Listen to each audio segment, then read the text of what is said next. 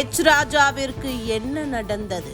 உண்மையை சொன்ன தமிழிசை காட்டுத்தீயாக பரவும் விஷயம். ஹெச் ராஜாவின் உடல் நலம் குறித்து சமூக வலைதளங்களில் சிலர் தவறான கருத்துக்களை பரப்பிய நிலையில் தமிழக பாஜகவின் மூத்த தலைவர் தமிழிசை சவுந்தரராஜன் முக்கிய விஷயத்தை பட்டியல் போட்டு திமுகவினர் முகத்திரையை கிழித்திருக்கிறார். அதில் அண்ணன் ஹெச் ராஜா அவர்கள் உடல் நலம் தேறி வருகிறார் என்ற மருத்துவ அறிக்கை எனக்கு ஆறுதலை தருகிறது. ஆனால் அதே நேரத்தில் சமூக வலைதளங்களில் வரும் சில செய்திகள் வியப்பையும் வருத்தத்தையும் அளிக்கிறது. அவர் கலந்து கொண்ட விவாதத்தில் அடுத்த அமர்வு என்னுடையது என்ற வகையில் நான் அங்கிருந்தேன். அண்ணன் அவர்கள் கலந்து கொண்ட விவாதம் முடிந்தவுடன் அவர் சற்று சோர்வாக காணப்பட்டார். அவரை நெறியாளர் உட்பட பலர் சூழ்ந்து கொண்டார்கள். ஏதோ பிரச்சனை என்று தெரிந்து கொண்டு மேடையை நோக்கி உடனே ஓடினேன். பல்ஸை பார்த்தேன். சற்று கவலை அளிக்கக்கூடியதாக இருந்தது. உடனே தலைக்கு இரத்த ஓட்டத்தை அதிகரிக்கக்கூடிய முதலுதவியை செய்ய ஆரம்பித்துவிட்டு அவரை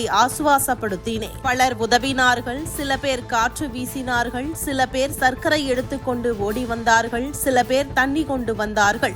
அவர்களுக்கு எனது மனமார்ந்த நன்றி. சர்க்கரை குறைந்திருக்குமோ என்று நினைத்து சில பேர் அவருக்கு சர்க்கரை கொடுத்தார்கள். ஆனால் நிலைமை அதைவிட தீவிரம் என்பதை உணர்ந்து கொண்டேன். என்னுடன் நம் செய்தி தொடர்பாளர் தம்பி பிரசாத் அவர்கள் வந்திருந்தார்கள். உடனே வீல் சேர் கொண்டு வரச் சொல்லி அவரோடு அனுப்பிவிட்டு அடுத்த அமர்விற்கு பின் அவசரமாக அவர் அனுமதிக்கப்பட்ட பாலாஜி மருத்துவமனை நோக்கி சென்றேன். அப்பொழுது அங்கே ஸ்கேன் எடுக்கப்பட்டு கொண்டிருந்த இடத்திற்கு சென்று ஸ்கேன் பதிவை பார்த்தேன். கவலை அளிக்கக்கூடிய சில பிரச்சனைகள் இருந்ததால் அங்குள்ள மருத்துவர்களிடம் கலந்தாலோசித்து சில மருத்துவ சிகிச்சையை மேற்கொள்வதற்கு விவாதித்து முடிவெடுத்தோம். அப்பொழுது அவர் குடும்ப உறுப்பினரை தொடர்பு கொண்டேன். குடும்ப உறுப்பினரின் தேர்வு அப்பல்லோ மருத்துவமனையாக இருந்தது.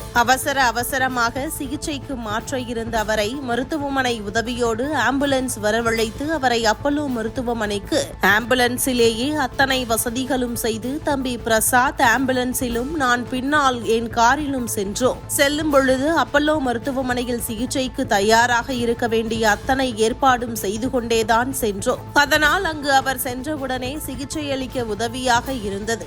மருத்துவர் என்ற முறையில் அங்கே உள்ள மருத்துவர்கள் என்னென்ன அறிகுறிகள் இருந்தது என்று கேட்டார்கள். ஆரம்ப அறிகுறிகளை நான் சொன்னது அவர்கள் சிகிச்சை அளிப்பதற்கு பேருதவியாக இருந்தது. அதற்காக நான் ஆண்டவனுக்கு நன்றி தெரிவித்துக் கொண்டேன். பின்பு அப்பல்லோவில் சிகிச்சை ஆரம்பிக்கப்பட்டது. செய்தி அறிந்தவுடனே கட்சியின் மாநில தலைவர் நயினார் நாகேந்திரன், கேசவ விநாயகன், அரவிந்த் உட்பட எல்லோரும் வந்து அக்கறையோடு விசாரித்து உடன் இருந்தார்கள். சுதாகர் ரெட்டி தொலைபேசியில் விசாரித்தார். ஆனால் அது குறித்து அவர்கள் பதிவிடவில்லை. பின்பு சிகிச்சை அளிப்பதை தொடர்ந்து நான் அங்கே வரவேற்பறையிலேயே அமர்ந்து காத்திருந்து அவர் ஒரு அளவிற்கு தேறி வருகிறார் என்று தெரிந்த பின்புதான் நான் வீட்டிற்கே வந்தேன். அவர் விரைவில் குணமடைய வேண்டும் என்று இறைவனை பிரார்த்தித்துக் கொண்டு ஸ்ட்ரோக் வந்தால் முதலில் செய்யும் முதல் உதவிதான் மிக மிக முக்கியம். அதற்கு நம்மால் பங்கு கொடுக்க முடிந்தது என்ற வகையில் இறைவனுக்கு எனது நன்றியை தெரிவித்தேன். இது மருத்துவ உதவி என்பதாலும் அண்ணன் ராஜா அவர்களோடு நெடுநாள் கட்சியில் ஒரு சகோதரியாக பழகிய வகையிலும் இதை பதிவிட வேண்டாம் என்று நினைத்திருந்தேன். முதல் உதவி செய்யும் பொழுது பலர் உடன் இருந்தார்கள். அவர்களுக்கு நன்றி தெரிவிக்கின்ற அதே நேரத்தில்